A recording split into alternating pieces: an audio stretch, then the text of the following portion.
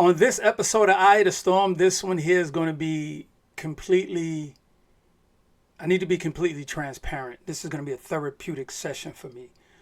I'm kind of at my wit's end with everything I'm seeing as far as demoralizing the meaning of relationships, demoralizing the meaning of value, money, and trust, especially amongst us and our culture. And I guess for me, I just need to turn the lights and the mic on and talk to my people. So let's do it.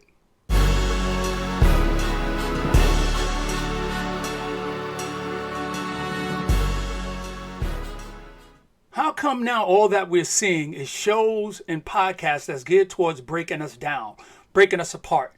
It's talking about what people are demanding. It's no value. He needs to have this, she needs to have that. And what happened to the love stories? What happened to when your grandmother, your mother sat you down and told you about the story about how your mother met your father, how your grandmother told you how she met your grandfather, how your grandfather told you how he met your grandmother? And I think all this is being done intentionally just to break us apart. It's breaking down the black families, breaking down the culture. It's breaking down everything that it has to do with us being able to say we can build and grow together.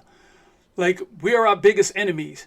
And I'm looking at who own these shows. For example, Housewives. The owner of that show, of course, he's not black who owns the shows, and that's neither here nor there, but it is kind of makes a big difference because he's made millions off of the show. Where is this going? Where is it leading to? How come it's still on the air? How come is it getting so many views? How come podcasts all day, this is a major topic for them to talk about with no resolution in sight? How about talking about a conversation that includes value, that includes where we're going? How can we create? How can we get back together? How can we start a business together? How can we combine incomes? How can we create a unified household? How can we combine households? My old marriage, your ex-marriage, your children, my children. How can we build that together? How come everything is about, if you have this, I ain't dealing with that, and if you don't have that, I can't do that? Like, is it just me, or we're not seeing that the end game to this is destruction among self, and everybody who's watching and enjoying this and profiting off of this is not us? If all that we have is podcasts continuously that talk about what I demand, what I want, what I won't stand for, what does that mean? You're coming in with preconceived notions. What does that mean? I can do fine by myself theory. What does that mean? That means we cannot build together and take the fact that your income already may not be enough. His income may not be enough. But how can we combine our incomes to build? Get on a common road together to build so your children can see, your family, your future family can see. It's not there. But the goal, and I'm personally like just sick and tired of the debate and the conversations of it. But my thing is going down. Why is this so popular? Why is this so popular? Would have been popular in my era when I was younger, when we were younger? And I really don't think it was, because the stories of how my grandmother met my grandfather, my mom met my dad, and how my dad met my mom, these were stories we all heard. These were stories we were all privileged to. It wasn't about the demand of what someone should have. You know, I'm quite sure that if my mom's had the mentality of this generation now, she would not have got with my father, who was straight from coming from the South, had a construction job, barely making ends meet. But he was a hard worker, and that was enough. My grandmother, my grandfather, sharecroppers, met. Like, this is what it was. They knew that they can get together and build something. We understand that money is one of the key things that break up families and break up relationships. I understand. I understand that somebody who's making a certain amount of money would want someone who's making just as much or equal to what they're making. I understand. But what I don't understand is how come if a situation arises where one person is fortunate to be able to have someone take care of them, we need to start considering the mounted pressure that's on that person who is now the major breadwinner, and now check in with them. Where's the financial check-ins? Let alone the mental check-ins. Like, we could talk about checking in mentally to see how things are going. But what about a financial check-in? Sit down with your spouse when they come home from work and they're sitting there and go, I like to do a check-in with you and see where we at. Are we able to afford this house, the direction we're going in? Are we able to afford this additional car? Are we able to afford these things? What has happened in your life? Like, what has happened? Are there any new bills that popped up that I don't know about? You're keeping anything from me? See, because some people will hold it all in and be like, no, I got to make this work. I'm the breadwinner. I got to make sure this happens. Male or female? Fellas, ladies, we have to start having financial check-ins if we're fortunate enough to stay home and watch somebody else keep things afloat while they're giving us the opportunity to build our empire. We have to start having financial check-ins. Mental check-ins are a must. Sit down together. Figure out what path we're going, what direction we're going in. It's okay to have a conversation about maybe downsizing. Do we need this 4-bedroom? Do we need this 3-bedroom? You know why? Because you have to start thinking about what the future entails. That's what it is. Financial check-ins and mental check-ins are a must. This is something that's going to help the longevity of it. And this is something I don't see in these shows. This is something I don't hear talked about. All I hear about is the demand of what this person has. And most likely, unfortunately, the person that's demanding has less. But what I'm seeing now is, how do we expect to have anything? How do we expect to have future leaders, future family generations to build wealth when all the messaging is saying that you can do bad by yourself and don't deal with nobody, that don't have A, B, C, or D, and it's mostly geared towards us. And it's not going to become a common theme like I'm knocking black or white or Asian, anything like that. But I'm pretty sure the majority of people who these conversations are geared towards is us, and majority of people who are watching and are not listening to any of this advice are most people who don't look like us. Like, I'm quite sure there's not a group of Asian women and women sitting around watching this, listening to this and going, yep, that's exactly what I'm going to do. That's exactly what he better have. Or majority of whites are sitting around saying the same thing. Yep, he better have this. This is what he better have. But they're getting great entertainment out of watching that shit. They're getting a bunch of laughs and giggles out of it, and it's a preconceived notion on us. And I'm not saying all black women are watching this, all black men are watching this, but what I'm saying is it makes it harder to now get out there, because the younger generation who's now involved in watching this in this world of social media, now having preconceived notions of who they want, who they're going to date, who they want to marry. And that's a big problem. It's already a stress and strain. Jobs, income, what's going on out here, just the indirect racism, the racism that is more prevalent towards male than females. The messaging in social media has went more away from educating and helping us grow and excel to more towards portraying a light of let's remain ignorant and help them hate each other, dislike each other, never want to date or marry each other, and we'll be fine. We will have them forever victims of watching social media in their 40s, 50s, and 60s on social media for the rest of their lives, living alone. Never being able to combine their incomes. Never being able to sit down with future children or grandchildren and tell them how they met, how they invest, how they started businesses. There definitely is a bigger picture to this being done besides we're going to get some clicks, we're going to get some ratings. That's for the people who own this platform. But for everybody who had these shows and their main topic is who you're going to date, why you're going to date, and why you're going to do that, God bless you. You get 1 million, 100,000 views, million views. Okay, cool. You got some checks, cool. But what is the ramification and results? At least have a conclusion. At least come to a definitive conclusion on how we can do better, how this can be solved, how can the riddle to this puzzle be fixed. At least have that. Not we'll pick up next week and we'll start the same nonsense all over again. Same thing with the shows. Same thing with the TV shows. It's the fighting, it's the drink throwing, it's that. And now look at the attitude of a lot of, unfortunately, the generations where they at. It's the lack of respect, definitely for elders, definitely for their job, definitely for responsibilities. It's no respect. But my thing is, imagine if there wasn't, and I like to put this thought out there. Imagine if there was no black people to have as entertainment. Like, there was none. Would there be social media? Would there be TV shows? Would there be any of these things? Like, you gotta understand, when you take this thing we have, our culture, and now you sprinkle it into something, we bring it to life. Social media is created, input our DNA in that, bring it to life. Music, input our DNA, brought it to life. Movies, fashion, like, pick anything. Once you input our DNA, we bring it to life. But the key thing about it is we are not owning that thing again. Like, we're back going to the era of when artists didn't own their rights. You know, when I hear the stories, we know the stories about the Temptations publishing and all these old artists, Four Tops, and just artists, period, didn't own publishing. And when I hear artists today who are still falling for these 360 deals and getting this money and things of that nature, I'm like, why, how? Why and how?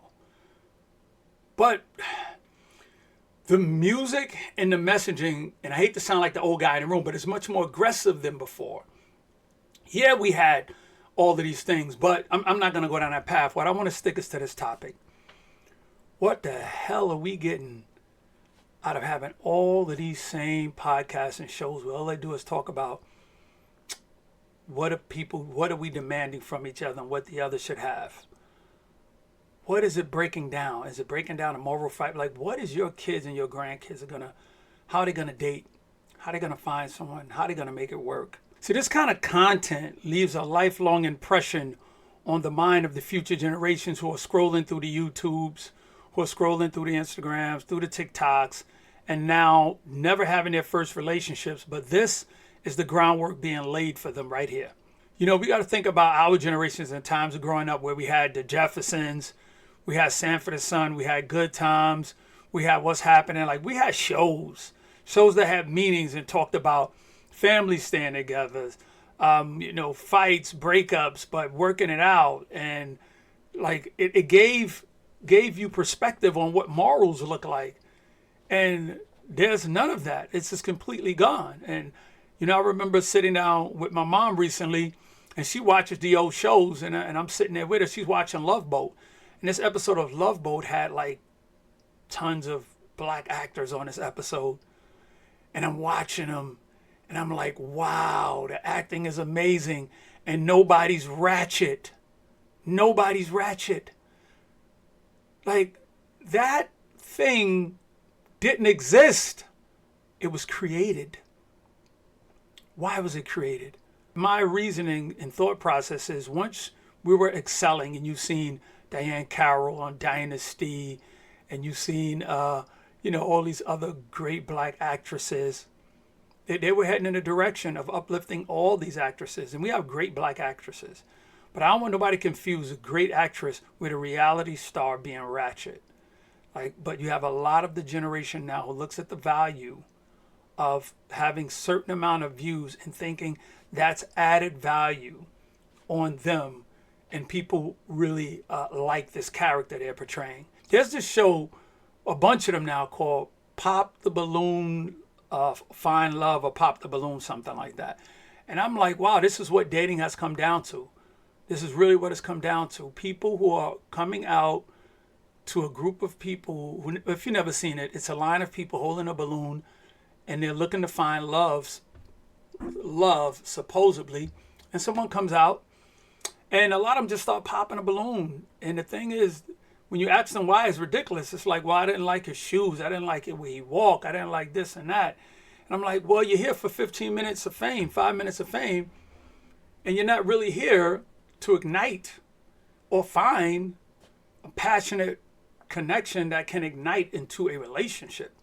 You're not.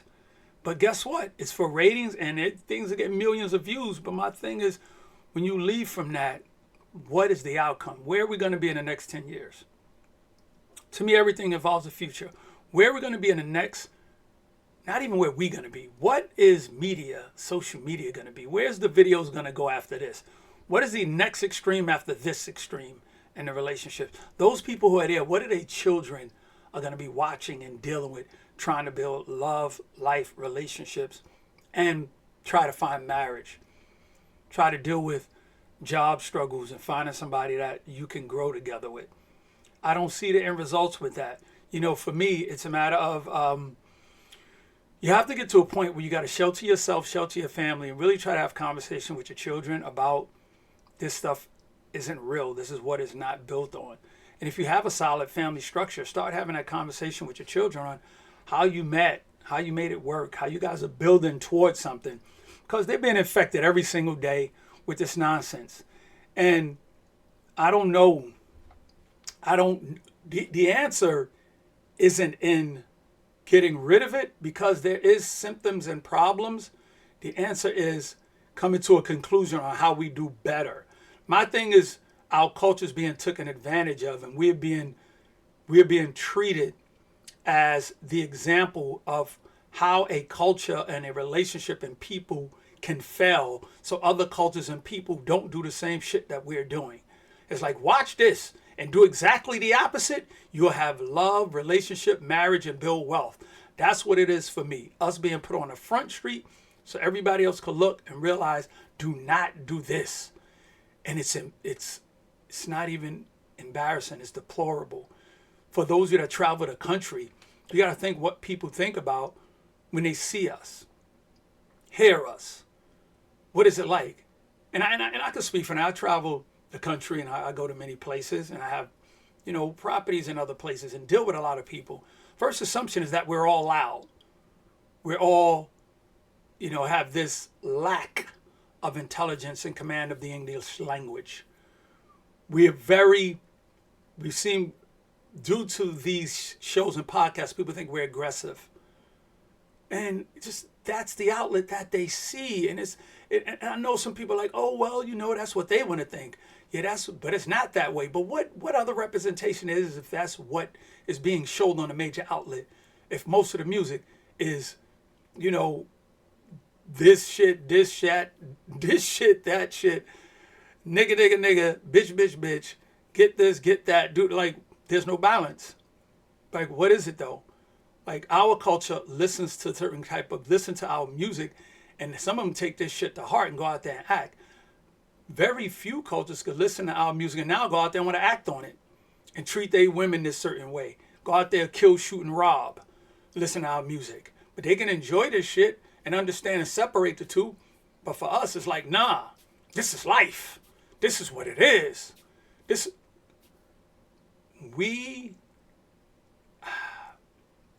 I don't see no survival on down the path we're going. I don't see no coming back. I don't see any future leaders coming from a generation of followers, a generation of social media. Follow me. How can a leader come from a generation of followers? I don't see that light at the end of the tunnel. I don't see no way out of this. That's just my opinion. You have to think for yourself, save yourself, and save your family. But where we're at now is too far gone to even pull that train back into the station. You have to focus on developing, getting out of the space you're in. If that space has a lot of static and noise, find a peaceful space. A lot of people that I follow and talk to now, being that I have real estate out the country, I'm traveling out the country, leaving America because of these things. They're not able to find good relationships anymore. They're not able to find jobs anymore. They're not able to have a good network of friends that are trying to do something with themselves. But then when they move and go away, people shun them or look at them a certain way, like, oh, they left us, or they left the relationship, or they're going to be with a different group of people, or seeking different relationships because they went to this country. And I'm encouraged when I see people get up and leave, whether you go to wherever you go, whatever country you go. The fact that you're taking a bull by the horns and you want more and you're leaving, that speaks a lot for your character, that you're not going to stay in that same place. It's better to make change on your own besides make change when you're forced. Because forced change is some of the most uncomfortable change you could ever have, and you may not be equipped for it. So go see the world. I'm going to give some advice to some younger people, younger than me. Please, take a trip out the country, go see the world. Preferably by yourself. Meet other people. See what it's like. See other cultures. Get out of the space you're in It's not as expensive as you think it is, and it's not as scary as you think it may be. People will respect you more in these other places that I've traveled and been to. Thing is, people have a misconceived notion of us because of what they hear and what they see. Don't let yourself fall a victim to somebody telling you, I'm never leaving. This is where I'm meant to be. This is home. I'm from the block. This is my hood. I represent Brooklyn. I represent New York. No. You represent your last name, your lineage, your DNA. None of this. That neighborhood ain't in your bloodline. The world is yours. Go out there and go see it. Take advantage of that. Don't be scared to go try a new job somewhere else. If you work from home, don't be scared to live somewhere else. Work from there. Make money. If you know what, you can always come back. You can always come back. But I'm going to recommend and I'm going to really suggest see the world and get out of this noise that's here, because it's only going to get worse. The distraction is going to get worse. The complications that's going to happen is only going to get worse. The social media is a window to the future and a window to the thought mentality of those who pull the strings on how they think about you and what they're going to be willing to offer you. And with that being said, I want to thank y'all for being here in this version of Eye in the Storm and letting me vent. I need y'all to never forget to always seek knowledge. Peace.